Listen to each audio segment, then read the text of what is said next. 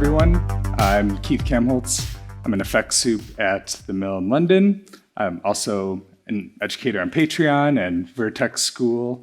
And normally I keep my musical world very separate from my visual effects world. But in this particular case, those worlds collide.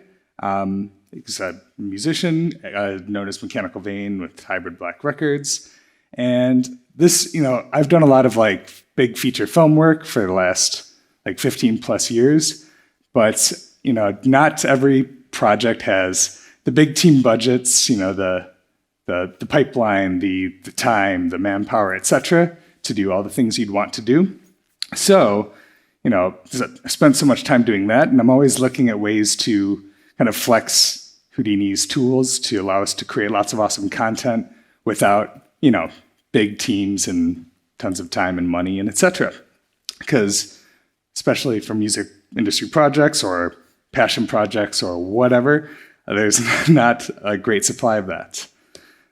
So this particular project that I've been using for this concept is a collaborative track with another artist called Biomechanimal. It's this features this MC from the US called Lecture. It's this very aggressive metal drum and bass song.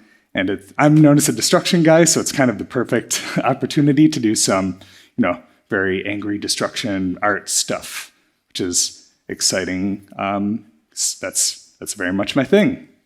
And we had this idea. I think it might have been my collaborator Matt's idea. It would be very cool to have heads crashing together, bit of destruction, and you can do these things in 2D, but anytime you do things with 3D assets, one could say, yeah, it could be more expensive to do things in 3D than to just hire an artist to do it. But the amount of content you can generate once you have your 3D assets is just, probably don't need to tell you, there's just so much you can do with it. Throw it into lots of different scenarios, cameras, and especially for music industry things, you need to keep up constant streams of content. So even if there is a little bit of a hit to do things in 3D, it makes a lot of sense because you can just do so much with it. Especially when we, flex Houdini's procedural tools and etc. And yeah, and the whole theme of this thing is to just kind of explore just clever approaches to how we can generate lots of content as just a person or small group of people. And this is a very work in progress project. It's because it's a sort of small budget, small team thing. It doesn't mean it doesn't take a lot of time. It's still actively working on it, but it's getting there. We've got all the effects kind of set up. Just need to kind of do additional look dev and rendering, but it is caveated as pretty work in progress stuff. And the real focus of it is a lot of the tops automation and that sort of thing. The actual destruction effects, it's kind of secondary to the general ideas of how we can automate some really cool things. So yeah, when you have a very small amount of resources, one of the big challenges is asset creation. I mean, just simply getting some decent models is incredibly expensive, incredibly time consuming, etc. And yeah, we can kind of generate some things procedurally, but it really is a massive help for what you can do when you have some decent assets to work with, and it's not just awesome abstract stuff, as awesome as that is. And yeah, just manual asset builds can just be a no-go for a lot of small productions. And photogrammetry is, of course, an amazing way of getting some really awesome, incredibly high detailed models. This is a raw scan, obviously a little bit messy in the hair as scans tend to be, but photogrammetry is great, especially if you have access to a decent camera rig where you can get lots of images to work from and you're not trying to do it hackily on your own, which can be more difficult. It can work fine, but people are particularly difficult to do self-photogrammetry of, especially if you're a photogrammetry amateur like I am. But yeah, having models like this to base effects on top of just gives you so much more you can do, whatever those effects might be. Maybe do some Venom tentacle-y things on this. I don't know, some electrical stuff, who knows? The sky's the limit with the various types of effects work you can do with cool models as a base. So I have to give a big shout out to FBFX, super amazing company in London. They're known for theatrical costume design and things, like they did the Vader suit for Obi-Wan and just like tons of incredible stuff. They've got amazing photogrammetry setups as part of their work there, and they've sorted out these awesome scans for us.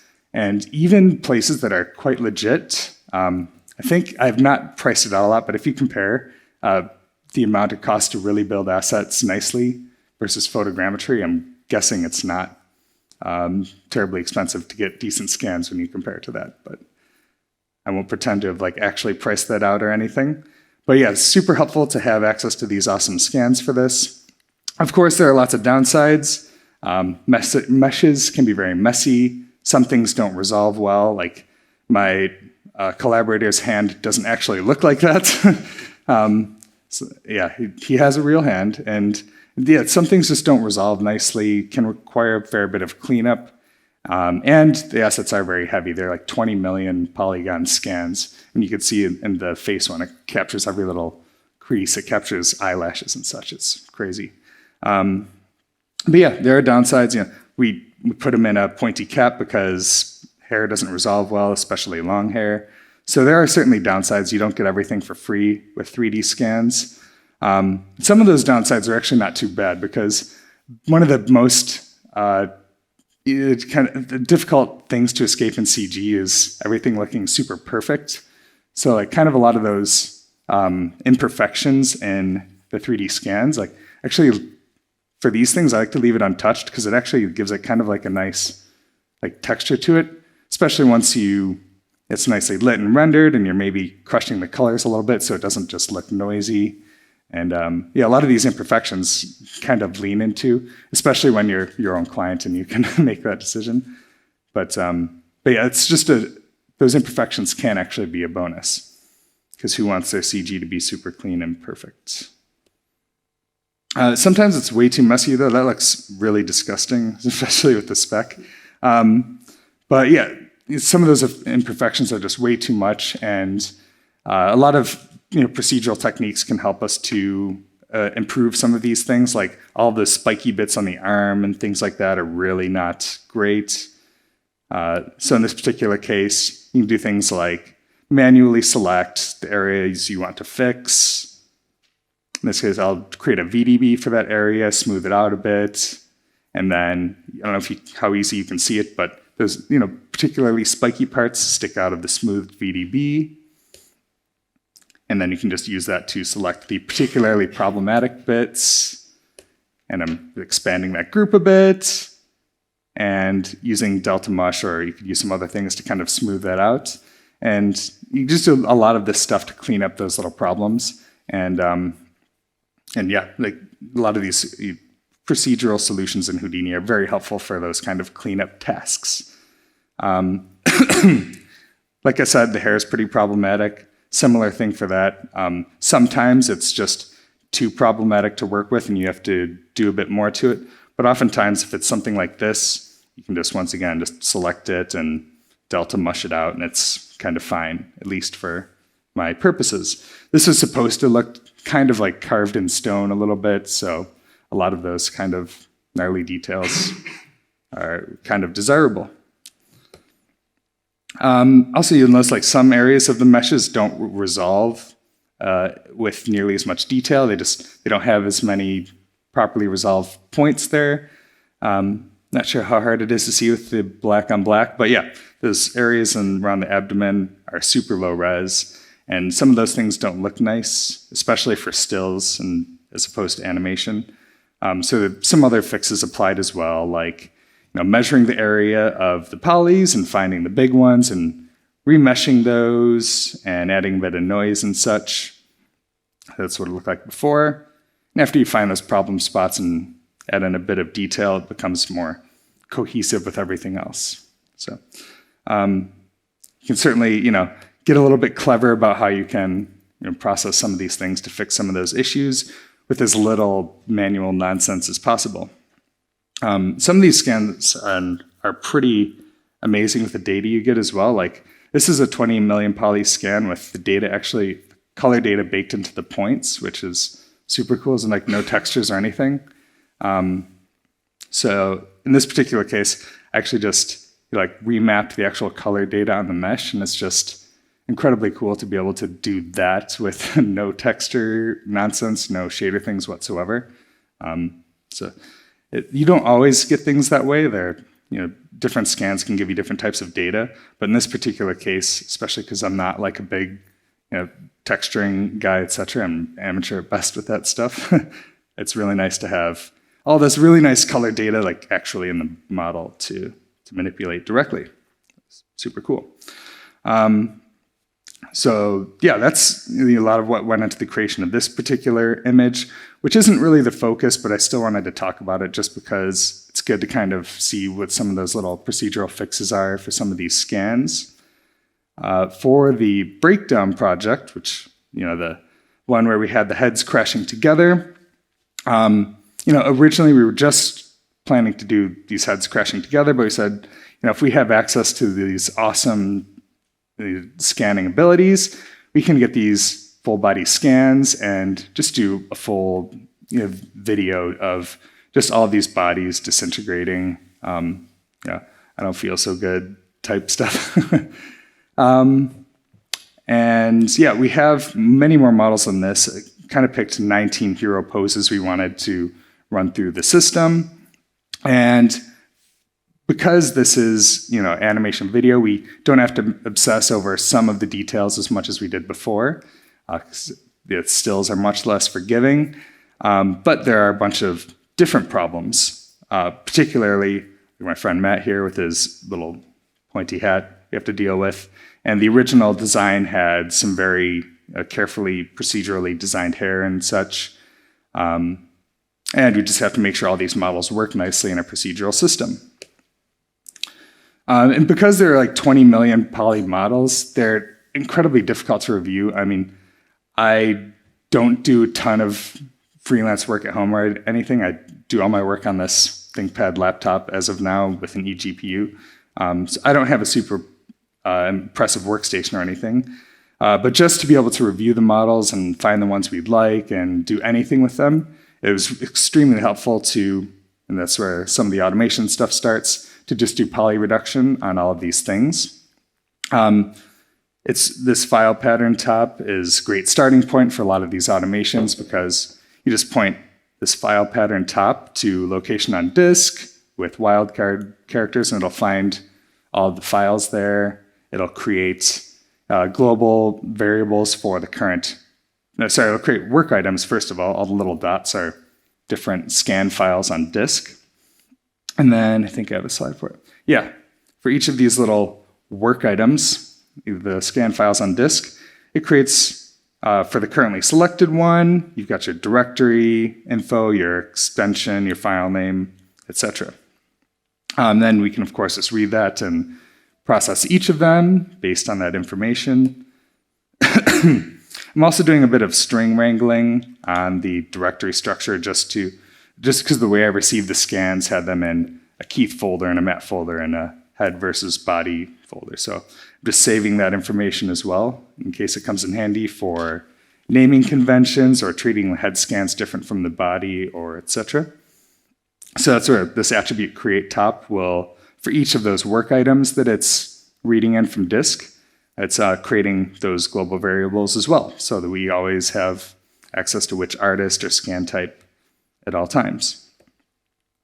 The end of that tiny little chain is a ROP fetch, which will just point at your file cache, and yeah, when you cook this, it'll just run your process, everything upstream of that file cache. So it's not like the most world-breaking, amazing tops example, but it's a good starting point for where it's starting to become useful in this project. The actual poly reduction's super simple, just a basic poly reduce with a different reduction amount depending on whether it's a body or a head. And yeah, when you cook that TOPNET and it spits out all of those files, it's we can finally review all the stuff, find the models we like, etc. It's kind of up to you if you want to continue to process the reduced ones, or if that's just sort of a helper set of files and you ultimately want to keep your full res ones for whatever crazy processing you're doing, up to you. Also super important to watch out for is the local scheduler.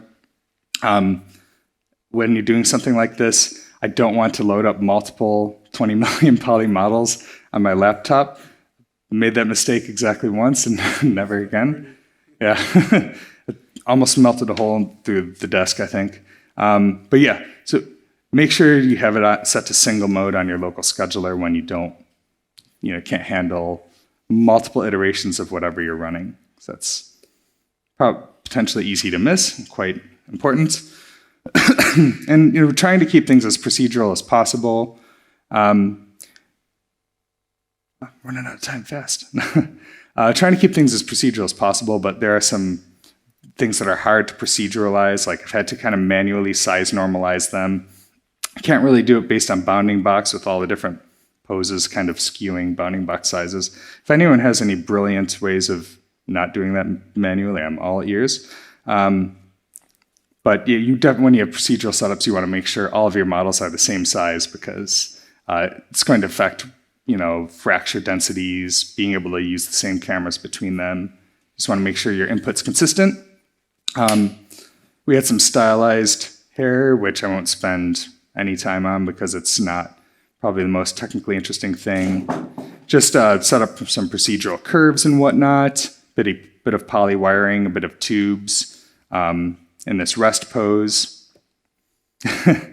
And his is more annoying because he's got long hair. So we just have some curves scattered in rest position as well. And his need to be simmed into place for each of the poses, because with long hair, it doesn't really work as well to use the same exact hair pose across all of the things. But yes, we have these base hair setups set to the rest model with the kind of manually cleaned up scalp. And then we can procedurally apply those to all of the posed scans as well. This is another thing where I kind of did it as a manual process to line them up. Maybe there's some ingenious, clever way of doing it less manually. But yeah, I just manually lined up these reference scalps with the hair. But then at least we can procedurally kind of blend them together. I see VDB the scalp portion and VDB the rest of the model, and merge those together. Do a little bit of VDB smoothing on the blend region to smooth that out a little bit. And then afterwards, you can go in manual as well, kind of paint in a few problem areas, do some more smoothing on. And once you do this the first time, it's pretty easy to kind of copy between them and keep it pretty quick.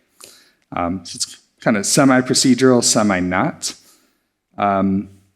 But yeah, like I said, photogrammetry doesn't mean you get everything for free. There's still work you have to do. But yeah, still much better than trying to build it all by hand for sure. So this character doesn't need any more hair-wise for the long hair sim. Just a basic vellum curve sim, which is incredibly fast to just do a handful of curves. Just point wind in a certain direction, let it run, pick a frame you like for each one. It's a little copy-paste setup and takes basically no time and no needing to change anything between them aside from, wind direction a little bit and picking a good frame. And then just get all these really nice variations of those hair poses for all the different models. So it's pretty quick to generate all that stuff. So finally, get to the destruction stuff, which is, like I said, the actual destruction setups, there are some good tips and tricks involved in this and things to watch out for. But it's sort of the overall automation plan is really the most interesting thing about the project, I think. But our standard destruction steps are typically fracture, RBD sim, debris sim, dust sim. And it's surely impossible to read anything, excuse me. But this is what the TOPNET looks like for the overall destruction automation. It's pretty similar in some ways to the start of just our quick reduction. In this case, because there is some manual work involved, like you saw, to prep all of these assets. I've only done 5 of them so far, even though it's gotten pretty quick, but 5 is plenty to run the setup before, we finish prepping the rest. And the nice thing about the setup is once it is all set up, we just drop the new assets into the folder, tell the network to go, and it'll fill in whatever missing files it needs. And once it's running, it's easy to extend to all of your assets you need to run it on. So yeah, similar to before, file pattern finds all our prepped assets. You right click and hit generate node, and it creates all the work items for all the things it finds. And then you can see it's chaining the dependencies for the fracture. So the fracture for the work item corresponds to the asset it found, and so on and so forth down the chain, the RBD sim points, and etc. But it gets a little bit more confusing when you get to the dust portion. Debris is pretty straightforward to run as after the RBD sim. But for the dust, it's slightly more complicated because especially if you have access to more resources where you can run more things in parallel, you might want, especially if you're using a render farm or something, you might want to run your dust collision sources the same time as your actual dust sources themselves. It's a good thing to allow to run in parallel. And you want those to still have the same sort of dependency where each work item corresponds to one asset. So you might think, okay, if you just merge them, then that should do the right thing, right? But you actually double the number of work items you have, and it doesn't quite have the same dependencies. I also should caveat that I won't pretend to be a TOPS expert. This is, kind of my foray into, using TOPS to accomplish the goals of the project. And I imagine there might be multiple ways to set this up, and top experts can feel free to correct me if there are other ways to do these things.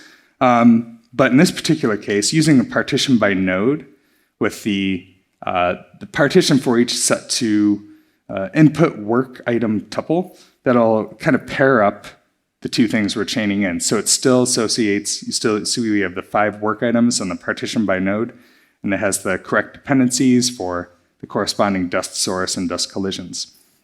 So that is not necessarily an obvious thing if you aren't aware of it. And then once the collisions and sources are sorted, then of course you can run the dust sim after that, and everything's fine. And as for the fracture stage, I've done a number of destruction-y talks before. If you've seen any of those, then you'll know I generally like to do my own noisy cutter plane generation. I don't ever use the bigger tools like RBD material fractures. I just personally don't, because I always want to be able to design the cutters nicely and really see what they're all doing before running it on the model. It's just slow and not direct enough for me to use some of the bigger tools for it. So yeah, I just use my own cutter planes with Boolean fracture SOP. And when you do any type of destruction work, if there's any sort of real depth to what you're fracturing, sometimes there's just too much material in there, whether it's a case like this where I'm kind of fracturing the statue, or if it's a creature crashing through a building. Sometimes just the amount of stuff in there is way too much. You might want to just hollow out portion inside the building, or in this case, hollow out portion inside the model, because it just doesn't look quite as nice when there isn't really room for stuff to go anywhere. It looks a lot nicer when you just have some hollowness in there, and often just too much material otherwise, and just doesn't look great. Generally though, and this is something I also do when I'm building deformable shells, if you're doing a basic car destruction rig, and you just want the basic version where it's just a shell that deforms, I'll do something quite similar where you fracture the whole thing all at once, so it's fractured all through its depth, and then you can subtract out the interior. So that's what this bit of nightmare fuel is on the right side. It's just the volumized version of the character. You wrote it down a bit, and we're subtracting that out from the stuff we've already fractured. And that's a nice way to just kind of create a shell of the exact depth that you want. Nothing really special for the hair fracture. That's a pretty straightforward Voronoi. And yeah, after running the fracture, the standard set of optimizations I always do, delete the tiny little fragments that are like particle size, because there can be a ton of those. Create your convex decomposed proxies. I usually put the render geometry into bounding box display, because once it's fractured, we never really need to see it until we render it. Most of the time, you just need to see your proxies, and anytime you see your render geometry, it's just going to slow things down unnecessarily. And I also use, there aren't really like any custom HDAs involved in this project. There's a tiny one I use for just assembling my fractured geometry, where I convert it to poly soups and I create a name prim attribute, because selecting things in the viewport by primitive attributes is much easier than point attributes, at least for packed geometry. And the poly soup thing is actually a super important thing to watch out for. A lot of times you don't need to care, but for some particularly heavy destruction stuff I've worked on, making it poly soup or not is a difference between it absolutely dying on incredibly powerful farm machines or just sailing through with no problems whatsoever. Just like big environmental destruction stuff, you know, like I've had just absolutely choke unless it's poly soups. And I don't know if it matters for something this scale, but it's still just something I like to do because it helps. For the RBD sim, I scatter a few points randomly on the surface. This is actually a volumized version of the surface on the left, because I'm using a distance along geometry detection to find how far each point on the surface is from the source points where it's going to start falling apart. And then we can transfer that distance onto all of our proxy pieces, set an activation frame on all the pieces based on that distance, and activate our RBDs based on that distance. And you know, when you finally run your RBD sim, you get something like this. And I don't know how immediately obvious it is, but some of that hollowing out really helps it artistically as well, because you kind of see like the chest kind of collapse in on itself, and it does like a lot of nice things that probably wouldn't if you hadn't hollowed it out.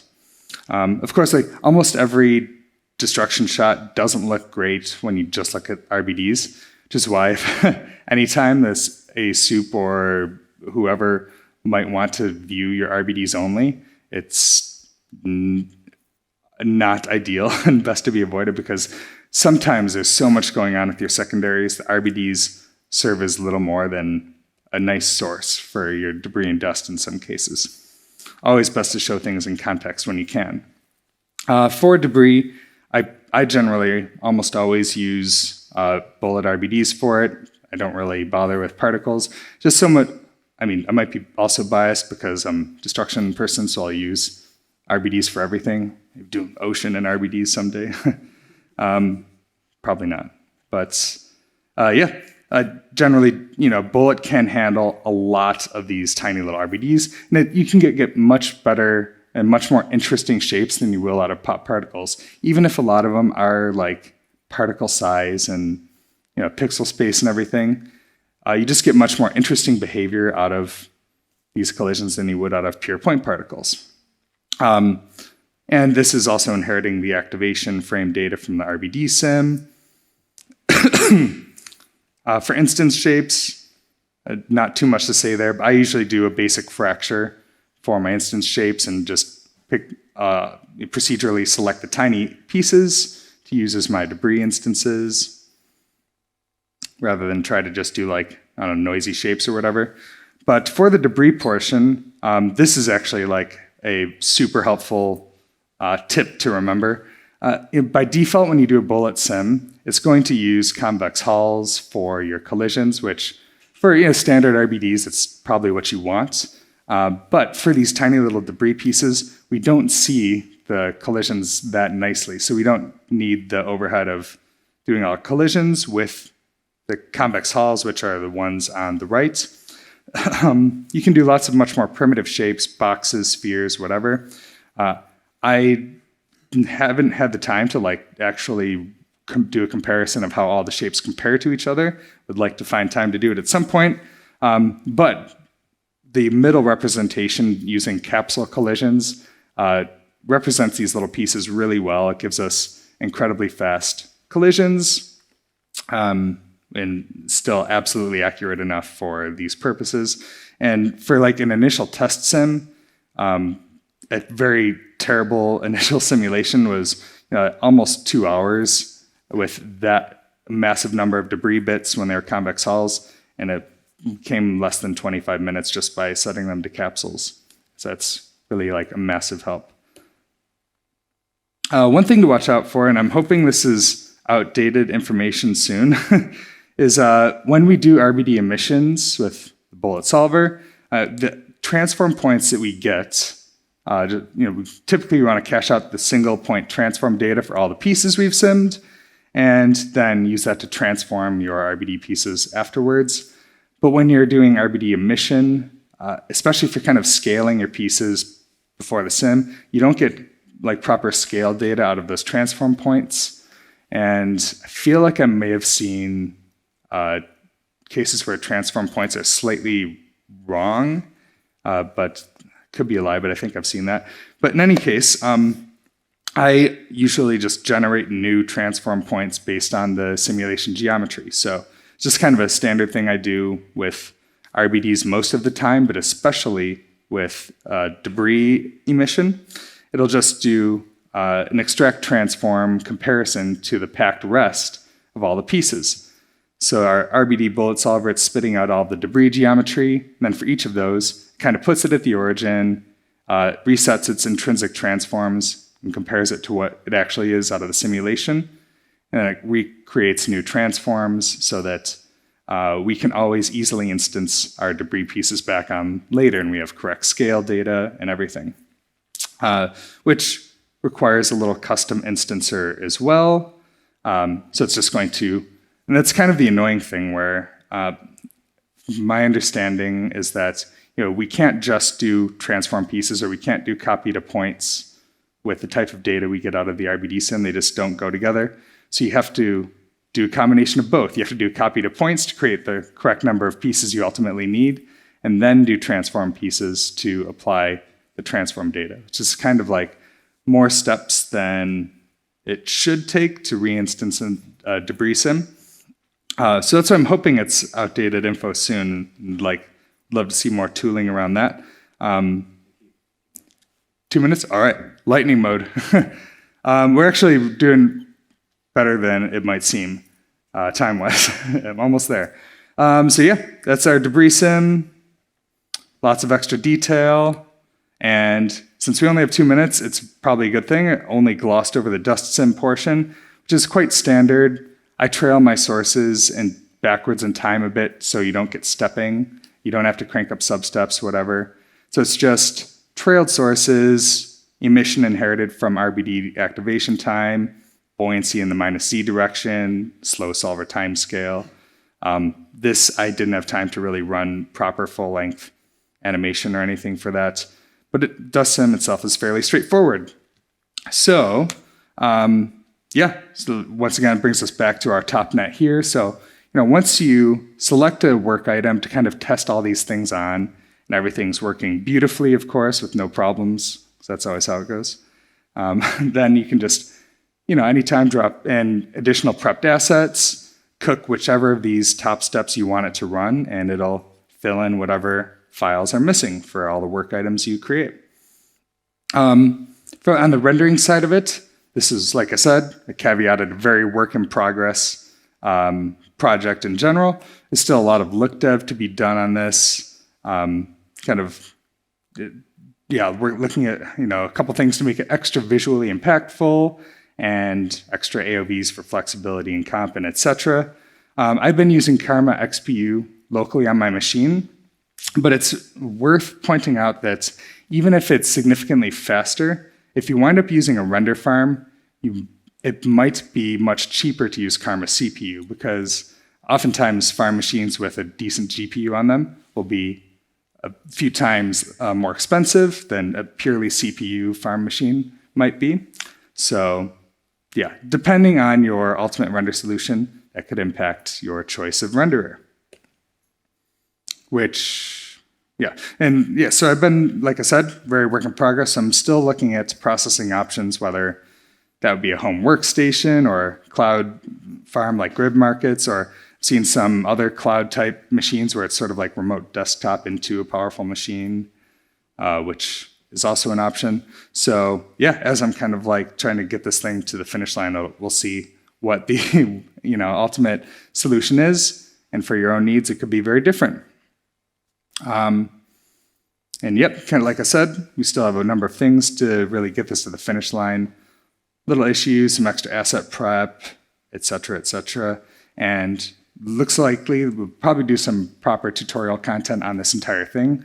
So all the stuff that I glossed over, planning to do like an actual really proper, tutorial step-by-step of every little thing in much greater detail than this sort of rushed talk through here.